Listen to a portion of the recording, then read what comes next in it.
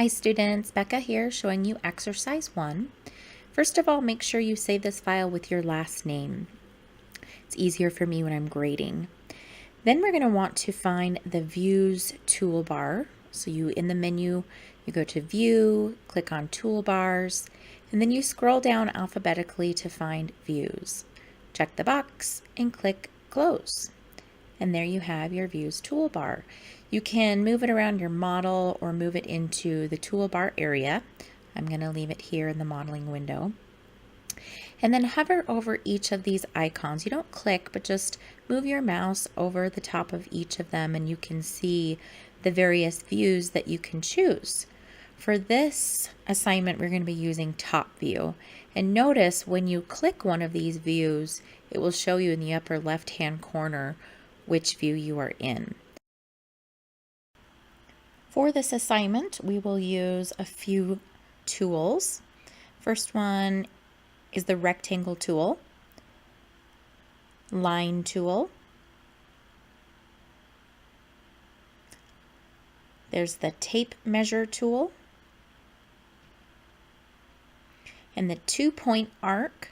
If you click the arc drop down, you want to make sure you find the 2-point arc. And notice next to each of these, there's a little letter, and that gives us the shortcut key. So we will use the circle or C. The polygon tool, there is not a shortcut for that one, though you can create shortcuts. We'll learn that later. We will use the pan tool, but we will not click on the icon. We will use the shortcut for that because it makes modeling a lot easier. So remember, you hold down the shift key and then also hold down your scroll wheel up and down with clicks. We'll use the zoom tool also with the scroll wheel. There's the eraser tool, which you can use that and then click on the edges, or you can just click an edge and then hit delete on your keyboard. We also need to be able to access the VCB or the value control box down in the right hand corner. That makes it so we are modeling precisely, accurately. All right, so let's get started. So we are on step 5. We're going to zoom into the origin point of the model where all 3 axes meet, just above the table's text. I'm just going to move my my views toolbar. And we are going to draw the 12-inch by 12-inch square table just to the right. Make sure you are in top view. So it says we're in top view in the upper left-hand corner, but let's go ahead and click it again. Now, if you happen to if you accidentally orbit, just go ahead and click top view again, and that will put you back where you need to be. So let's activate the rectangle tool. Either click the icon or hit R.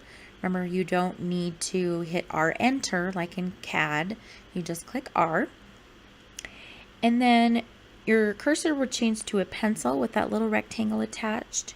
And click once to the right of the 12-inch square. Then lift your finger from the mouse. Move your mouse down to the right. Do not hold down your mouse button. And then keep an eye on your VCB. It should say dimensions. And you can type 12,12 and hit enter. And remember also that we don't click inside the inside the VCB. In fact, you cannot click inside the VCB. There's no way to do it. So you just type what you need. You need 12 by 12. SketchUp defaults to inches, so you don't even need to put in the inch mark. So you just type 12,12, hit enter, and then you have a 12-inch square. Now let's test the size of that. So we're going to use our tape measure tool. So you can hit T for tape, or you can click the tape measure icon. And double check those dimensions. So find an endpoint inference by hovering around the square until you see that green inference circle and the yellow screen tip that says endpoint, and then click that endpoint. Don't be afraid to zoom in close. It's important that you get close so you are accurate, so you get the exact endpoint. Keep an eye on your VCB. It now says length. Click the opposite endpoint, or you can even just hover over the endpoint and look at your VCB or the screen tip for the link, and then it should say 1 foot. Then go ahead and measure the opposite side and make sure it measures 1 foot as well. If not, you need to redo step 6. And make sure you save your model. All right, so now we are on step 8. We're going to pan over to the right of the 24 by 24 inch square. Again, make sure you're in top view. Activate your rectangle tool. Click once on the open area to the right of the 24 inch square. Lift your finger from the mouse and move your mouse down to the right. Do not hold down your mouse button. Keep an eye on your VCB, which reads dimensions, type 24, 24, and then hit enter. And then end your command by hitting the space bar or clicking the select tool. Save your model, and then we're going to double check the dimensions by using the tape measure tool, the inferences, and the VCB. So 2 sides should read 2 foot. And then save your model. Now we're going to pan to the right of the 12 inch by 24 inch rectangle, and we'll draw this one by using the line tool, the X and Y axes, and of course the VCB. So we want to make sure we're in top view, activate the line tool, and then click your mouse once next to the rectangle. Lift your finger from the mouse and move it to the right, and slowly move your mouse until you find the X or the red axis. Making sure you're still on the red axis, type 24 and hit enter on your keyboard. And then still in your line command, we're not going to get out of it. We're not going to hit the space bar. We're going to find the Y or the green axis, type 12 and hit enter. And then still in the line command, move your mouse to the left until you find the X or the red axis. And then immediately, once you find that red axis, hold down the shift key. And you can see the line turns bold. And if you move your mouse around, doesn't matter where in your model you move your mouse, it will stay on that X or the red axis. So we're going to use that to our advantage and just move our cursor up to the parallel line, the first line we drew in this rectangle, and we're going to hover until we find that green endpoint inference. And we will click on that green inference, on that endpoint, so the lines are the exact same length. As green tip will tell you constrained on line from point. This means the line you're drawing is stopped. It can't go any further because it's constrained from that very beginning point that you started your rectangle at. And then move your mouse up on the Y or the green axis until it connects with the beginning point. End your command by hitting the space bar or clicking the select tool. And if you have drawn on axes, a face will appear between all the edges and create a rectangle. If not, you need to redo this step. And of course, as always, use the tape measure tool to check your measurements and then save your model. And on to step 12. So we're going to pan to the right of the 18 by 60 inch rectangle. We're going to use the line tool again to create this rectangle. So we'll start in top view. Activate the line tool by clicking the pencil icon or hitting shortcut L. Click your mouse once next to the rectangle. Lift your finger from the mouse, move it to the right. Slowly move your mouse until you find the X or the red axis. Type 60 and hit enter on your keyboard.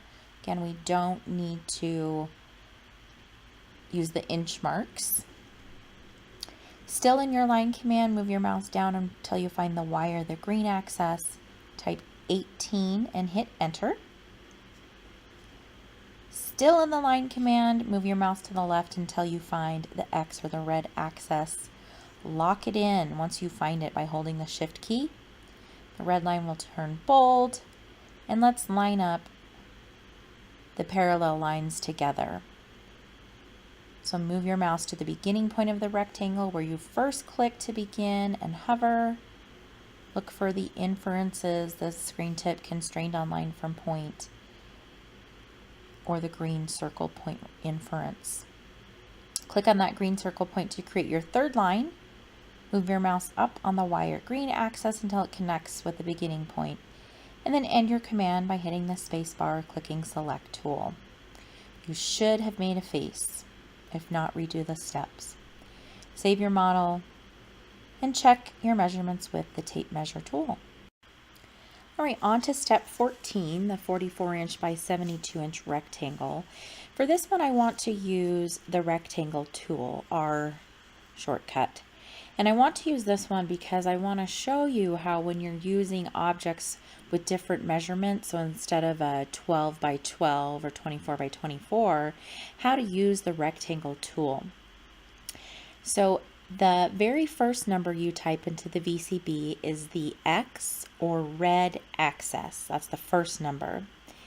The second number is the Y axis or the green axis. So let's, as usual, pan to the right of the 44 by 72 rectangle. Make sure you're in top view. Activate your rectangle tool. Click once next to the rectangle.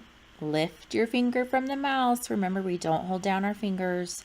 And move your mouse down to the right. So we're going to type first the X length. So that's going to be the larger dimension in this case. So we'll type 72, comma, and then the Y length, 44, and hit enter. End your command by hitting the space bar. And you should have created a 72 by 44-inch rectangle. So you can use your tape measure to check that size and then save your model. We will now use the arc and line tools to create the oval table. So let's pan to the right. Make sure you're in top view and then activate the line tool. Click your mouse once on the modeling window. Lift your finger and move your mouse until you find the X or the red axis. Type in 12 and hit enter. Still in your line command, so don't hit select yet or hit the space bar. You can type one of two things, excuse me. You can type 3 apostrophe for 3 feet, or you can type 36 enter for 36 inches. Still in your line command on the X or red axis, type in 12 and hit enter. So we created 3 edges stuck together in order to make endpoint inferences for the arcs. We'll just keep drawing and I'll show you what I mean in a little bit. So find the wire, the green axis, and draw a 24-inch line.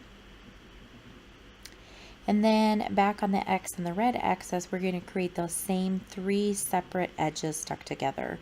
So first a 12-inch, then a 36-inch, or you can type 3 apostrophe for 3 feet, and then another 12-inch. Finally, we're going to connect the edges on the green axis to make that rectangle, and then hit the space bar to get out of your command and save your model. Then zoom in and click an edge, and you'll see that they are separated. You're going to have 8 different edges that make up this rectangle.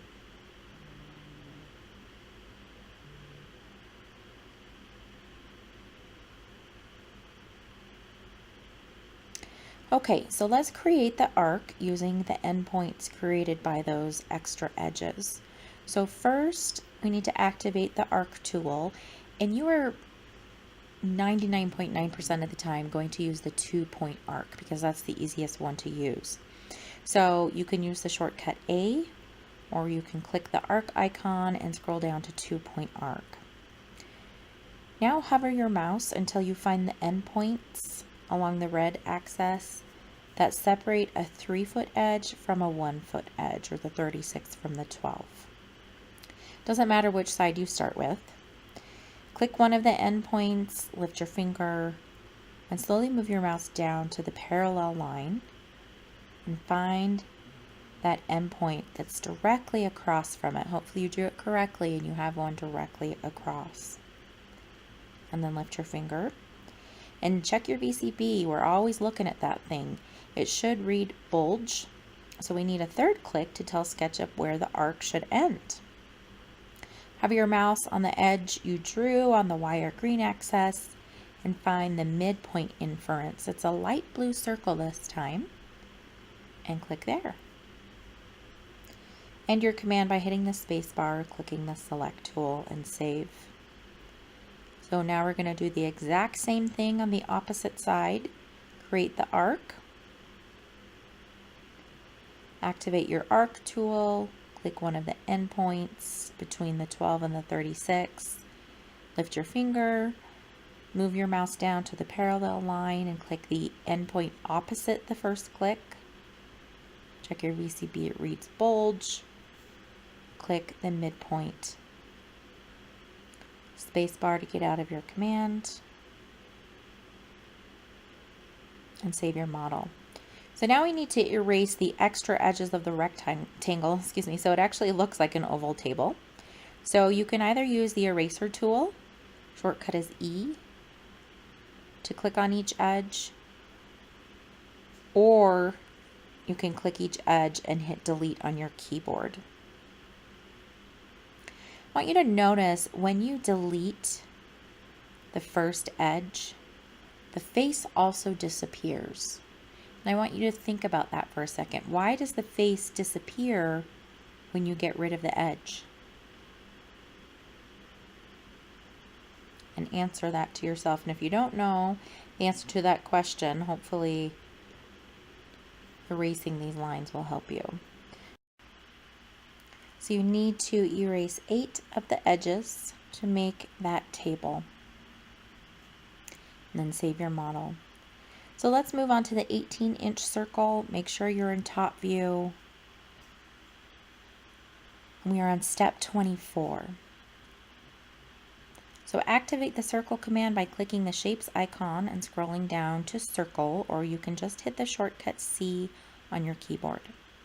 Look at your VCB. It reads sides 24, which may sound really weird that there's 24 sides to a circle.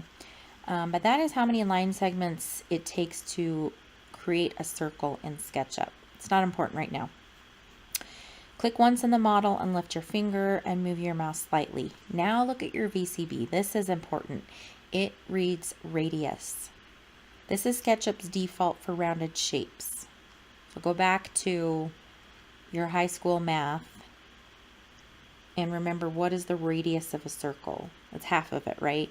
So you need to type in the increment that is half of 18 inches in order to create an 18-inch diameter circle. So we're going to hit 9. We're going to type 9 and hit enter on your keyboard.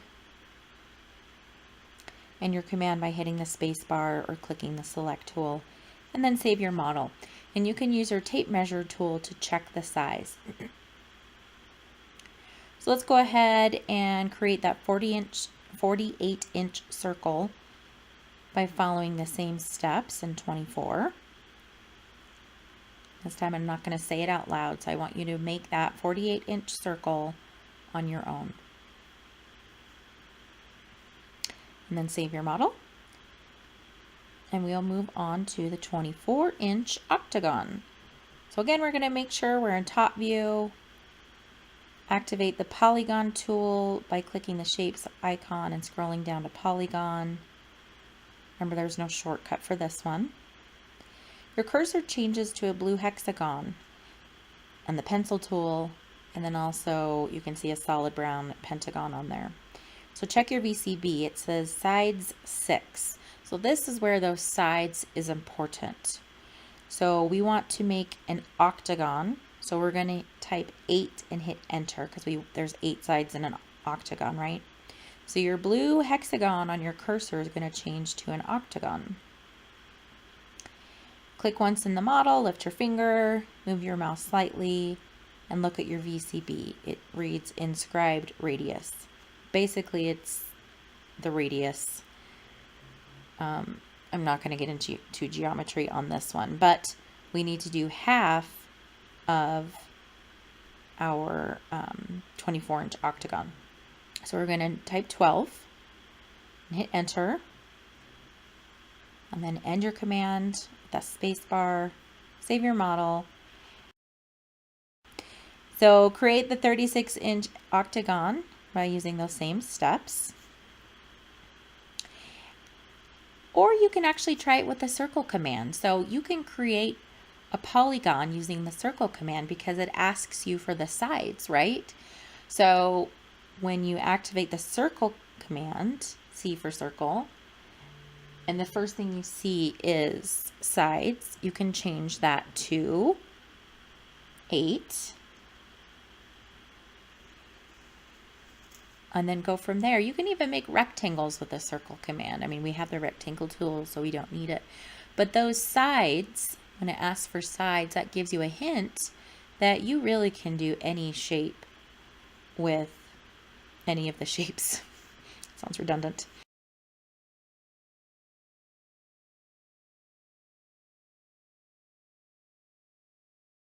All right, save your model and let's move on. We are going to do the stairs. So pan and zoom until you're at the stairs.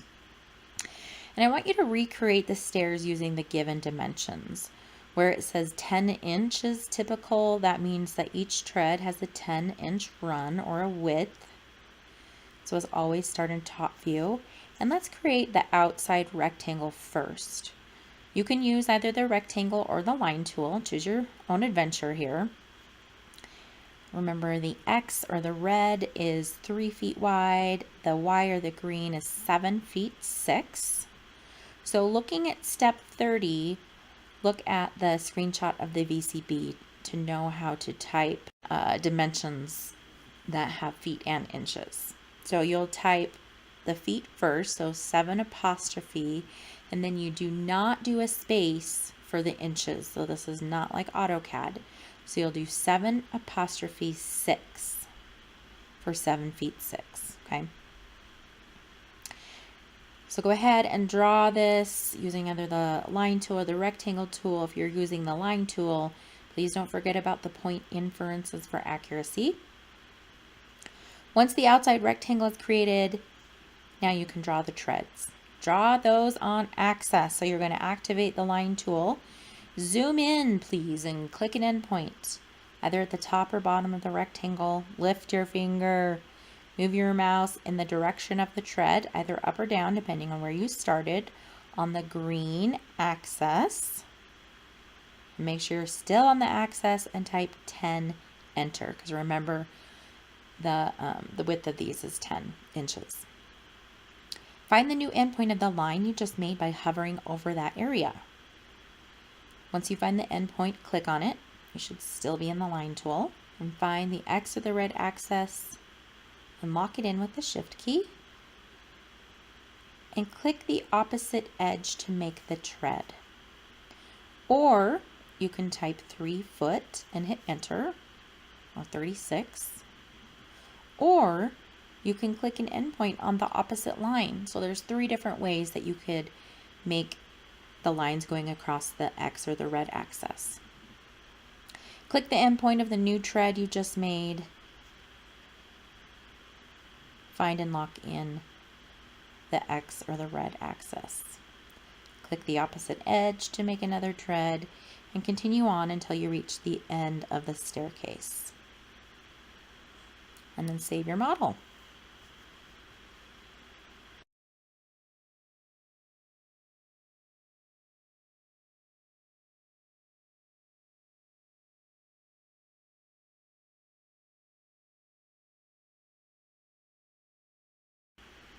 All right, my friends, we are nearing the end. So we are on step 32. We are going to create the windows. Now, please note that this is just one way to draft a window. This isn't even the most accurate way, according to CAD standards, architectural standards, but this is an easy way for a beginner, so we're going to go with it. So get into top view. And I want you to measure the existing window in order to draw the window. So get out your tape measure tool and measure the width and the length.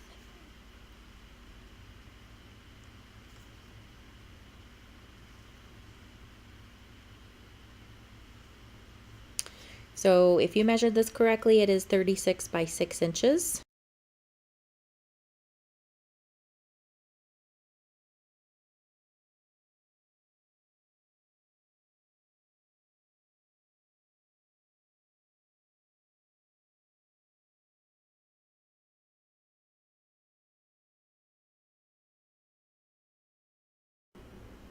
So now let's move on to the door swings.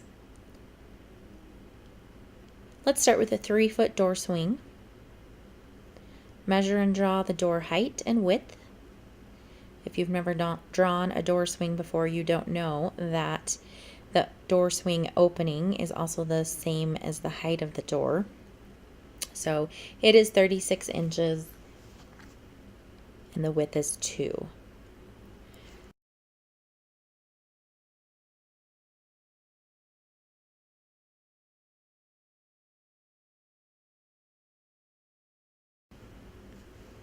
You'll need the arc tool to draw the swing, but first we need to create an edge as a guideline for the start and end points.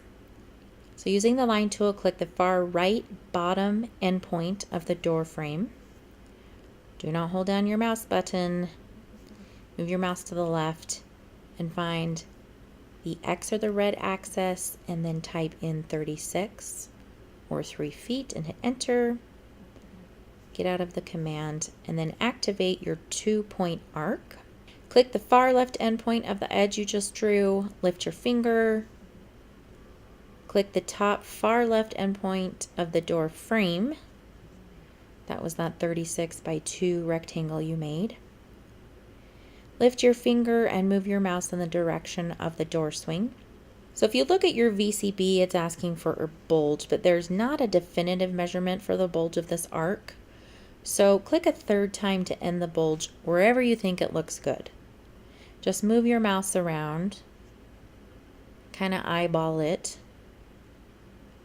and then go ahead and click.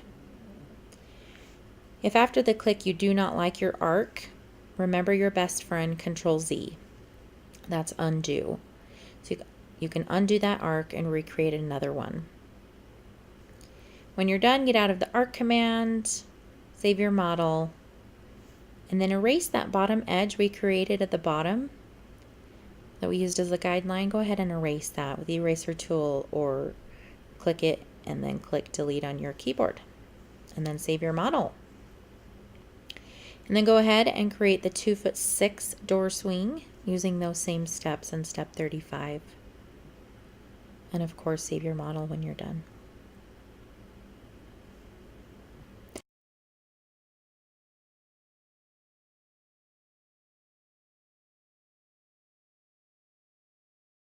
All right, I have an assignment challenge. You can get up to 5 extra credit points. Click the extra credit scene tab if you haven't seen this already. There is a grand piano. You can recreate the grand piano using arcs and lines. You can see there's an arc here, there's an edge here, there's an arc here, an arc here. The bench and the music stand will be really easy. The hardest part is drawing all the arcs for the grand piano itself. You can even trace over the piano. I don't mind tracing. It's a good way to learn.